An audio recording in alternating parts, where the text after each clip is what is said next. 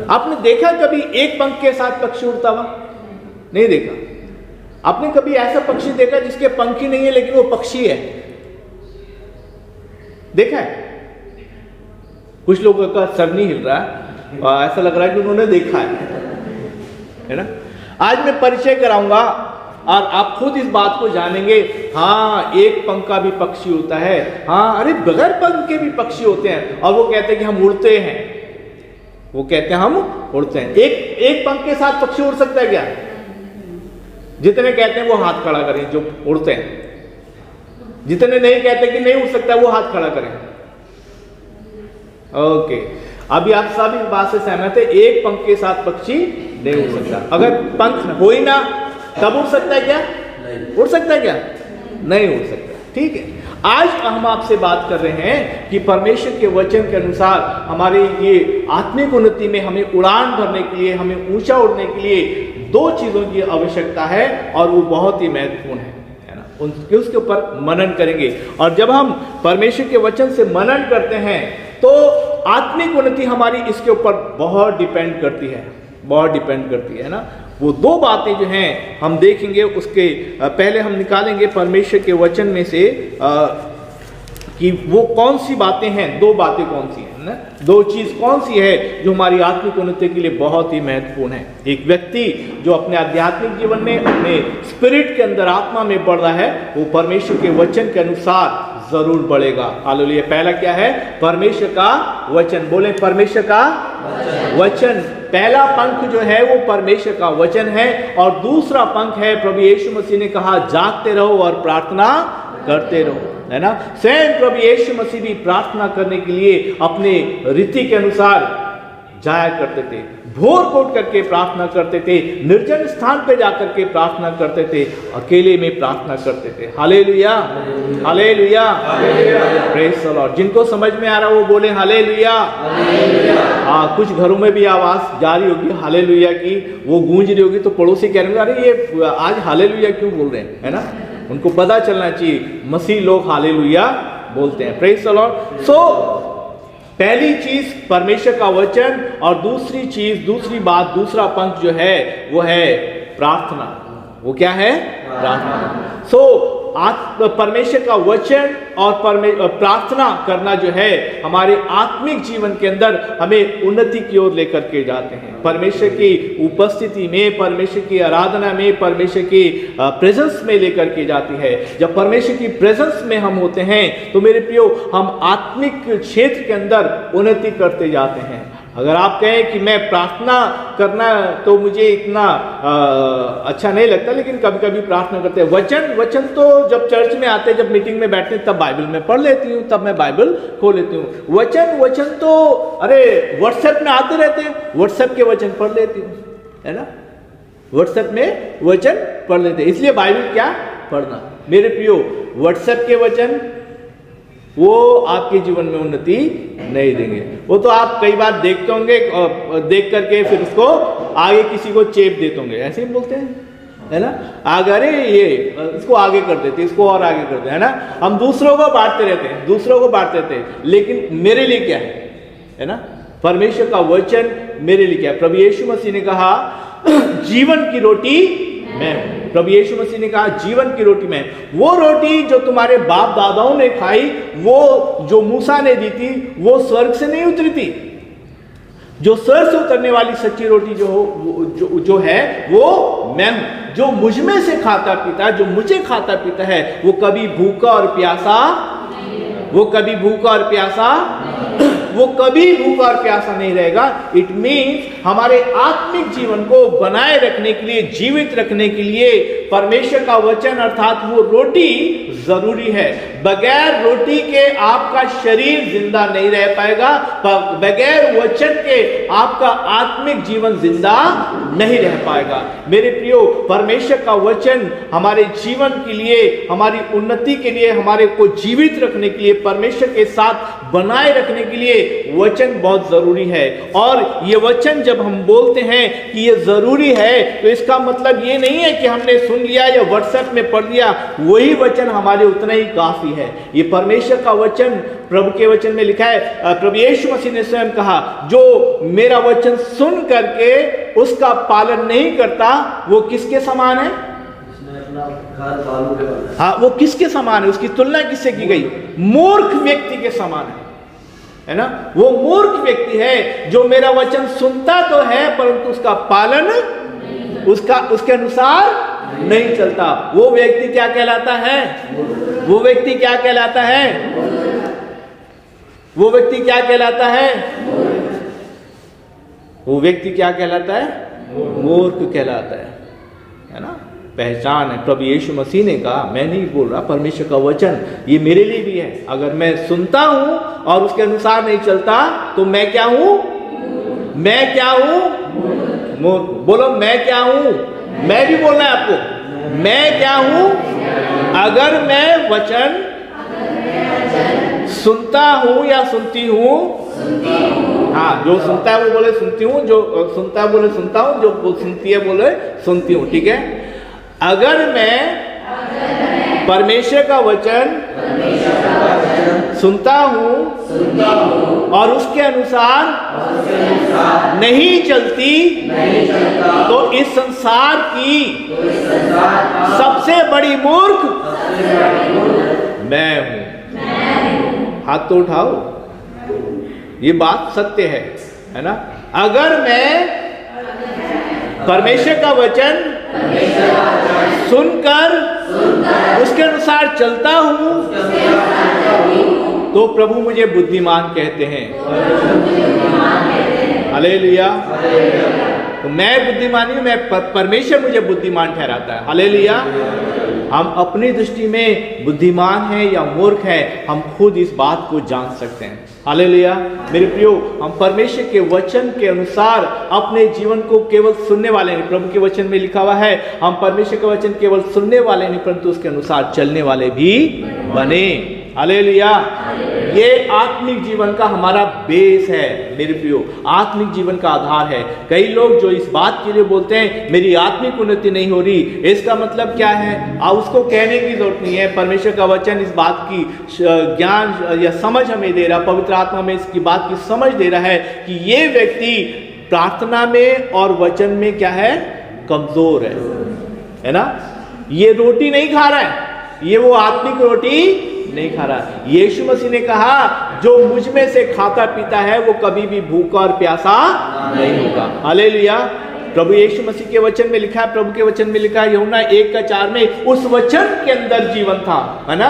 वो वचन जो आदि में था, परमेश्वर के साथ था, वो खुद परमेश्वर था, उस वचन के अंदर जीवन था और वो जीवन मनुष्य की ज्योति था। हालेलुया। वो जीवन मनुष्य की ज्योति था। मेरे प्रियो, परमेश्वर का वचन हमें ज्योति देता है, हमें बल देता है, हमें शक्ति देता है। मेरे प्रियो, हमारे जीवन के अंदर परमेश्वर का वचन हमें दुष्ट का सामना करने की सामर्थ्य देता है। हालेलुया। जब हम परमेश्वर के वचन को जानते हैं, परमेश्वर के वचन का आधार हमारे जीवन के अंदर है, हमें दुष्ट की युक्तियों का मालूम चलता है, हमें दुष्ट की योजनाओं का पता चलता है, क्योंकि परमेश्वर का वचन हमारे पास एक ऐसा तराजू मिल जाता है, एक ऐसा प्रमाण मिल जाता है जिसके आधार पर हम उसको माप सकते हैं। क्या यह परमेश्वर के वचन के अनुसार है? क्या यह परमेश्वर का वचन ऐसा कहता है? क्या प्रभु का वचन मुझे ऐसा बताता है? जो मैं सुन रहा हूं, जो मेरा मित्र बता रहा है, जो मेरे कानों में यह आवाज आ रही है, अगर वो पवित्र आत्मा जो हमें दिया गया है, मेरे प्रियो, वो पवित्र आत्मा हमें बताता है, क्योंकि वचन और आत्मा का एक संबंध है ना? प्रभु के वचन में लिखा हुआ, अगर आप इफिसियों 6 अध्याय इफिसियों 6 अध्याय के अंदर हम देखते हैं, वहां पे लिखा है, और उस तलवार को आत्मा की तलवार ले लो, आत्मा की तलवार ले लो, जो क्या है? परमेश्वर का वचन है। आत्मा की तलवार, क्योंकि वचन जो है वो आत्मा के साथ काम करता है ना? पवित्र आत्मा के साथ काम करता है। जो प्रभु के वचन में लिखा है, प्रेरितों का काम 5:32 पढ़े, 5:32, प्रेरितों का काम बुक ऑफ एक्ट्स 5:32 पढ़े। यस, परमेश्वर के वचन और आत्मा का संबंध कैसा गहरा है। अगर हम वचन बोलते हैं तो वचन खुद यीशु मसीह है, वचन खुद आत्मा है, वो आत्मा की तलवार है। ठीक है, जब हम वचन की बात करते हैं तो आत्मा को उससे अलग नहीं कर सकते। यस 5:32 में क्या लिखा है? हम इन सब बातों के साझी हैं। हाँ, और वैसे ही पवित्र आत्मा भी, और वैसे ही पवित्र आत्मा भी, ध्यान से सुने, जिसे परमेश्वर ने अपनी आज्ञा का पालन करने वालों को दिया है। जिसे परमेश्वर ने अपने वचन का पालन करने वालों को दिया है। हालेलुया। जिसे परमेश्वर ने अपना वचन, अपनी आज्ञा का पालन करने वालों को दिया है। क्या दिया है? पवित्र आत्मा। हालेलुया।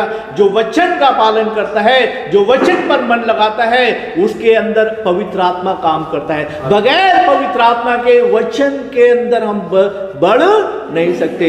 बगैर पवित्र आत्मा के वो वचन हमारे जीवन के अंदर उस समझ को नहीं खोल सकता जो परमेश्वर में बात करना चाहते हैं, जो परमेश्वर जिसके द्वारा हमसे बोलना चाहते हैं। इसलिए मेरे प्रियो, परमेश्वर का वचन हमारे जीवन के अंदर एक ऐसे पंख के समान है जो हमें आत्मिक उड़ान को भरने के लिए सहायता मदद करता है। हालेलुया।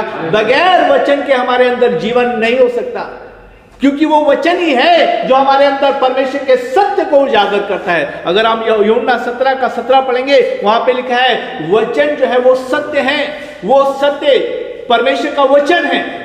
उस वचन के द्वारा ही हम परमेश्वर के सत्य को जान पाते हैं, इस संसार के सत्य को जान पाते हैं। बहुत सारे अंधेरों से हम रोशनी में आ जाते हैं, बहुत सारे अंधेरों से हम रोशनी में आते हैं। संपूर्ण अंधकार हमारे जीवन का दूर हो जाता है, क्योंकि वो वचन की ज्योति हमारे अंदर चमकती है। Hallelujah, hallelujah. क्योंकि उसी वचन ने कहा, जगत की ज्योति जो मुझ में चलता है, जो मेरे पीछे हो लेता है, वो कभी भी अंधकार में नहीं भटकता।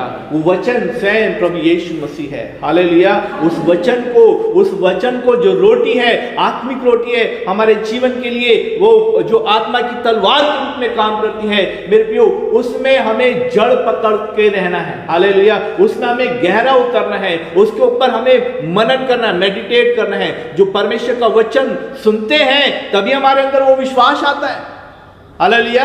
वचन का संबंध विश्वास के साथ भी है, और विश्वास सुनने से, और सुनना परमेश्वर के मसीह के वचन के द्वारा होता है। Hallelujah, hallelujah. परमेश्वर का वचन हमारे जीवन के अंदर हमारे विश्वास को मजबूत करता है। परमेश्वर का वचन हमें दृढ़ करता है दुष्ट की युक्तियों का सामना करने के लिए, उसको पहचानने के लिए, उसकी योजनाओं को पहचानने के लिए, उसके कामों को पहचानने के लिए। मेरे प्रियो, वचन हमारे जीवन के अंदर परमेश्वर की समानता में हमें बनाने के लिए मदद करता है। हालेलुया। परमेश्वर का वचन हमें परमेश्वर की, प्रभु यीशु मसीह की समानता में ढालने के लिए, उसके स्वरूप में ढालने के लिए परमेश्वर का वचन हमें मदद करता है। जब आप टेलर के पास जाते हैं, अभी तो ट्रेंड जो है कम हो गया है ऐसे कि कपड़े सिलाने का ट्रेंड अभी कम हो गया है ना। पहले ज्यादातर लोग कपड़े सिलाते, अभी भी कई लोग कपड़े सिलवा करके ही पहनते हैं ना। अभी तो ज्यादातर रेडीमेड गारमेंट का हो गया है ना। तो जब कपड़े सिलाने के लिए आप कभी गए, पहले कभी सिलवाया है ना, तो टेलर जो है वो क्या करता है? नाप लेता है ना, नाप लेता है ना, कंधा कितना है ना, और बाजू कितनी है, मोरी कितनी है, लंबाई कितनी है ना, और गोलाई कितनी है, सब बातों का नाप करता है ना। वो किससे नापता है? इंच टेप से, है ना, इंच टेप से, है ना। जब कपड़ा खरीदने गए थे तो उसको, कपड़ा को नापने के लिए भी क्या, एक इंच टेप होता है ना। कितना कपड़ा आपको चाहिए, एक माप होता है ना। परमेश्वर का वचन हमारे जीवन को मापने का काम करता है। हालेलुया। हमें फिट करने का काम करता है, हमें सेट करने का काम करता है ना। परमेश्वर का वचन हमें मापने का काम करता है कि हम कितनी गहराई से, कितने उसमें हम परमेश्वर के वचन का अपने जीवन के अंदर अवसर दे रहे हैं। हालेलुया। परमेश्वर का वचन हमारे जीवन के अंदर इस रीति से काम करता है। मेरे प्रिय, प्रभु के वचन में लिखा हुआ है, अगर आप साम 119 119 का 105 पढ़ते हैं, परमेश्वर का वचन मेरे पाँव के लिए दीपक है और मेरे मार्ग के लिए उजियाला है। हालेलुया। परमेश्वर का वचन मेरे पाँव के लिए दीपक और मेरे मार्ग के लिए क्या है? उजियाला है।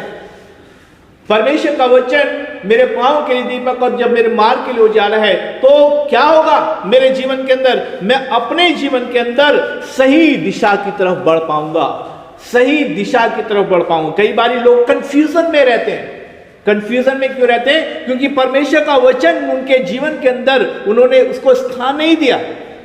दे आर कंफ्यूज्ड। मुझे ये करना है, मुझे वो करना है, मुझे ये बात समझ में नहीं आ रही, मुझे ये बात समझ में नहीं आ रही, मैं इस जगह जाऊं या उस जगह जाऊं। They are confused. Why? Because of lack of the word of God. परमेश्वर के वचन के उस न होने के कारण उनके अंदर वो बुद्धि, समझ और ज्ञान जो परमेश्वर का वचन हमें देता है वो नहीं मिलता। परमेश्वर का वचन मेरे पांव के लिए दीपक और मेरे मार्ग के लिए उजियाला है। हालेलुया। परमेश्वर का वचन हमें इस बात के लिए हमें अवगत कराता है कि मुझे किस दिशा की तरफ बढ़ना है? जो गाड़ी होती है उसकी हेडलाइट कहां पर होती है? आगे को होती है ना। ऐसा हो सकता है कि गाड़ी की हेडलाइट तो आगे को, लेकिन हम लेफ्ट में ऐसे ऐसे जा रहे हैं गाड़ी में। ऐसा होता है क्या?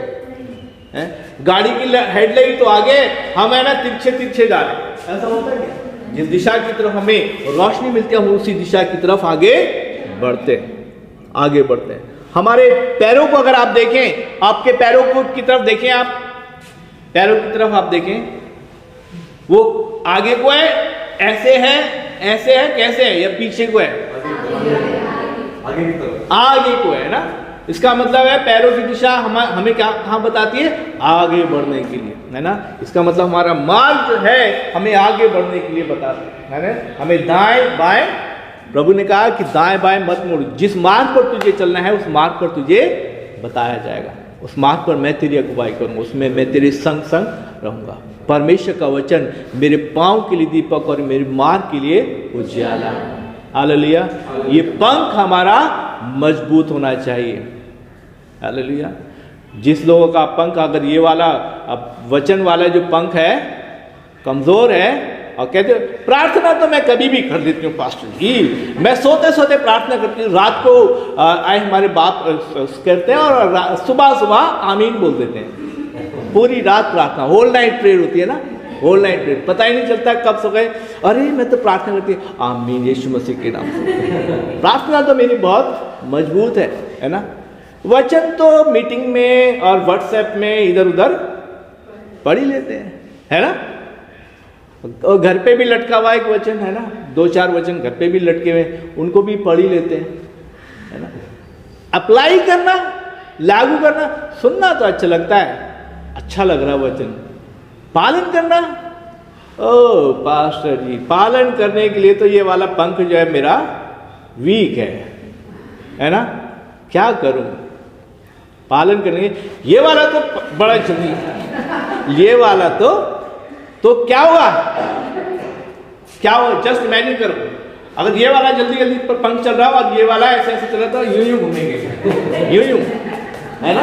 एक ही जगह पर घूमते चलेंगे। अगर दोनों एक साथ होंगे तो क्या होगा? उड़ान भरेंगे। प्रार्थना और वचन आत्मिक उन्नति के लिए वेरी वेरी इंपॉर्टेंट है ना। वचन का संबंध मैंने बताया किस तरह से वो पवित्र आत्मा की तलवार है। हालेलुया। और पवित्र आत्मा उनको दिया जाता है जो परमेश्वर के वचन का पालन, आज्ञा का पालन करते हैं।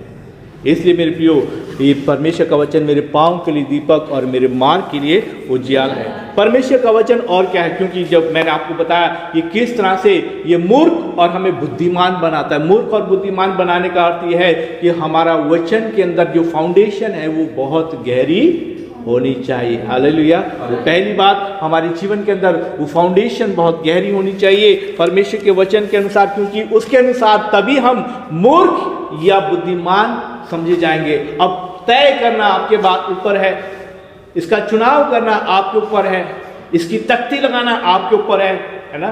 कल मैं अपने भाई के घर गया, उसके घर के आगे उसके नेम प्लेट लगी हुई थी, है ना। हमारे आत्मिक जीवन का जो घर है उसके आगे कौन सी नेम प्लेट लगी हुई है? बुद्धिमान की लगी हुई है, मूर्ख की लगी हुई है ना। You will show your self, आप खुद ही दिखाएंगे इस बात के लिए। किसी को बताने की, कहने की जरूरत नहीं है कि आप बुद्धिमान हैं या आप मूर्ख हैं, है ना। आप खुद ही अपनी तख्ती लेकर के घूमते हैं। आप खुद ही अपने नेम प्लेट की तख्ती लेकर के घूमते हैं कि प्रभु यीशु मसीह मुझे मूर्ख कहता है या प्रभु यीशु मसीह मुझे बुद्धिमान कहते हैं। दोष इस बात का नहीं लगाना है कि मेरी आत्मिक उन्नति यहां नहीं हो रही, मेरी आत्मिक उन्नति वहां हो रही है ना, या उधर नहीं होती इधर होती है, इधर नहीं होती उधर होती है। नो, इट्स यू, आप हैं। कितना पवित्र आत्मा को परमेश्वर के वचन में पालन करने के लिए आप अवसर दे रहे हैं, कितना आप अपने आप को चला रहे हैं। और यही बातें जो है, ये पवित्र आत्मा और परमेश्वर का वचन जो है आपको मजबूत और दृढ़ करता है ना, किसी भी बात के ऊपर जय पाने के लिए, किसी भी बात के ऊपर जय पाने के लिए, उसके ऊपर से निकलने के लिए परमेश्वर का वचन आपकी मदद करता है। यदि आप कह रहे हैं कि मुझसे ऐसा नहीं हो रहा, मुझसे वैसा नहीं हो रहा, इसका मतलब यह है ऐसा वैसा इसलिए नहीं हो रहा क्योंकि आपका जो वचन वाला जो पंख है ना वो कमजोर है, उसको आप अवसर नहीं दे रहे।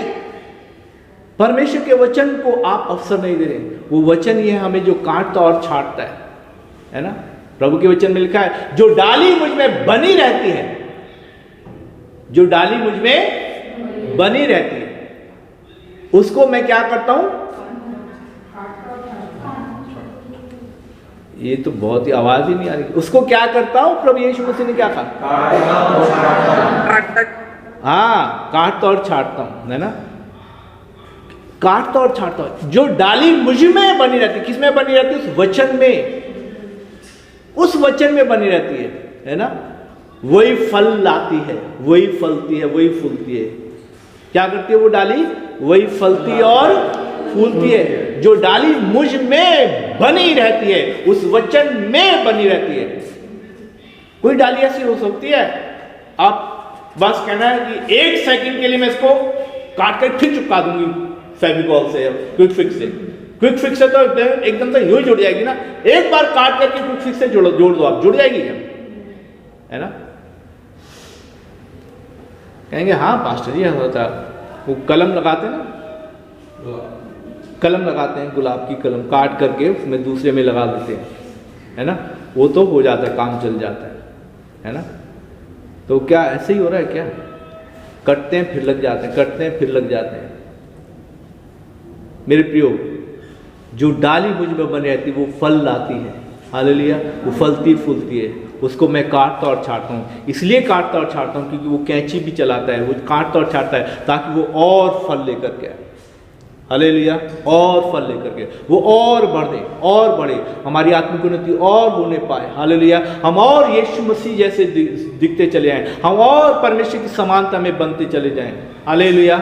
ये वचन हमारे जीवन के अंदर मेरे प्रियो हमें जरूर काटेगा और छाटेगा, हमें करेक्ट करेगा, हमें सही करेगा, हमें फिट करेगा, है ना। जब क्या होता है कि अभी एक पैंट मैंने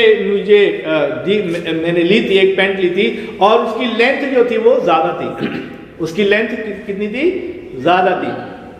जब भी आप रेडीमेड पैंट लेने के लिए आते हैं जिसकी लेंथ ज्यादा होती है, लंबी होती है ना, उसकी क्या करता है टेलर? उसको क्या करता है? ये आपको कोई बात नहीं, ऐसे ही दे दो, ऐसा होता है क्या? वो टेलर उसको काटता है ना, तभी जाकर के आपको फिट आती है। अगर कमर ढीली है तो टेलर क्या करता है? टाइट करता है। कमर टाइट है तो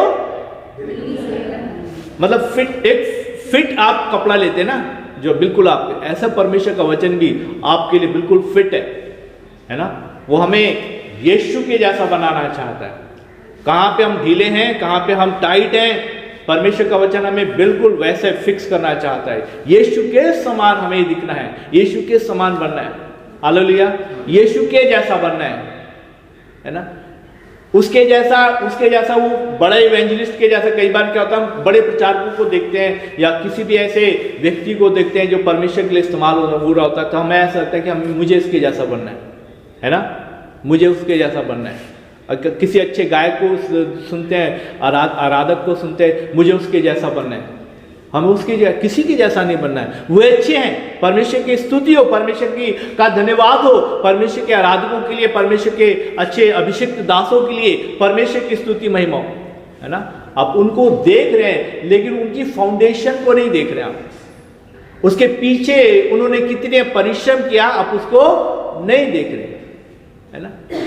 एक प्रभु के दास थे,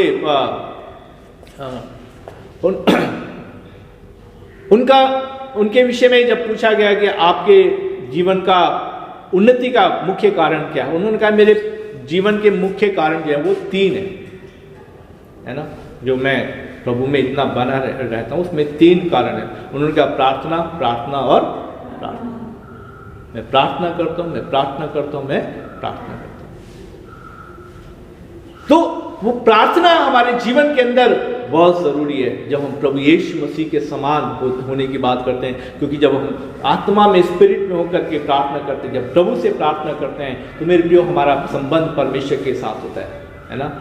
प्रार्थना जो होता है वो 2 वे कन्वर्सेशन होता है ना, हम केवल बोलते नहीं हैं, हम सुनते भी हैं। तो वचन और प्रार्थना जब साथ में जाते हैं तो परमेश्वर का वचन हमें से बात करता है और प्रार्थना में हम प्रभु को बोलते हैं, बात करते हैं, हम परमेश्वर से बात करते हैं।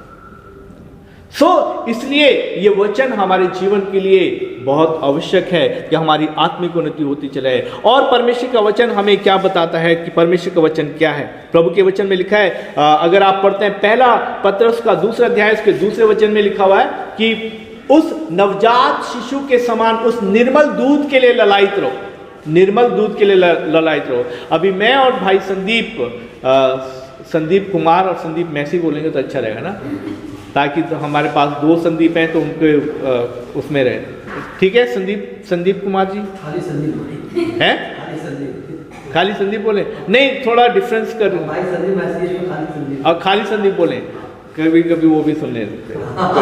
कभी भाई संदीप के साथ जब हम लोग एक परिवार के अंदर जा रहे हैं और अभी वो विश्वास में जस्ट आ ही रहे हैं, है ना, अभी विश्वास में आ ही रहे हैं, तो मैंने भाई संदीप से इस बात के लिए कहा कि देखो हमें ये परिवार अभी सुन रहा है, इनको पता नहीं है, अभी किसी संगति में जुड़े नहीं हैं, हमें इनके पास बार बार जाना पड़ेगा। भाई ने कहा हाँ भाई हमें बार बार जाना पड़ेगा, क्योंकि परमेश्वर का वचन हमें इस बात के लिए बताता है कि परमेश्वर का वचन नवजात शिशु के समान निर्मल दूध के लिए ललायित रहो। नवजात शिशु मालूम है उसको भूख कब कब लगती है, जो माएँ हैं वो बता सकती हैं। एक नवजात शिशु को भूख कितने देर में लगती है? आप तो 4 घंटे बाद 4-5 घंटे बाद ब्रेकफास्ट और लंच और डिनर करते हैं ना, 4-5 घंटे का गैप रहता है, 5 घंटे का गैप रहता है, 6 है ना। तो नवजात शिशु के फूड में कितना गैप रहता है? जो माएँ हैं वो बता सकते हैं, जो यार जिन्होंने देखा होगा कितना गैप होता है। हाँ जी, 2-2 मिनट बाद लगती है, 2-2 मिनट बाद, बहुत शॉर्ट हो गया वो तो, खैर 2 घंटे है ना, 1-1.5 घंटे या 2 घंटे बाद एकदम से उसको नवजात शिशु को मिल्क चाहिए, मिल्क। ऐसा नहीं कि 2 घंटे को ये बार बार खाना मांग रहा है, इसको ऐसा करो, इसको पराठा खिला दो, पराठा खिला दो तो ये अब 4-5 घंटे शांत रहेगा। ऐसा आप कर सकते हैं क्या? नवजात शिशु के साथ ऐसा नहीं करते, है ना। नवजात शिशु को निर्मल दूध ही चाहिए। पता है क्या होता है जब निर्मल दूध होता है? अभी बहन सोनम के पास जाएंगे या और भी बहनें जो अभी नवजात शिशु को पाल रहे हैं, उनसे पूछेगा ये दूध पी करके सो जाती है, क्या करती है? अरे ये दूध पीने के बाद गीला और पीला कर देती है, फिर उसके बाद भूख लगती है ना। ये सब एक रिपीटिशन में होता रहता है। नवजात शिशु, नए जन्मा जो व्यक्ति होता है, प्रभु में आने वाला व्यक्ति भी ऐसे होता है, उसको हमें जल्दी जल्दी भोजन देना पड़ता है, जल्दी जल्दी भोजन देना पड़ता है, यानी कि ज़्यादा गैप हमें नहीं रखना है। वो करेगा, गीला पीला करेगा, लेकिन हमें सुनना है उसको, है ना। बच्चा अगर गीला पीला करे, है इसको कौन पाले, ऐसा कर देते क्या आप? इसके पास कौन जाए, इसको कौन पालन पोषण करे? हमसे नहीं होता। बार बार रात को जगना और ये बार बार इसके कपड़े बदलते रहना, अब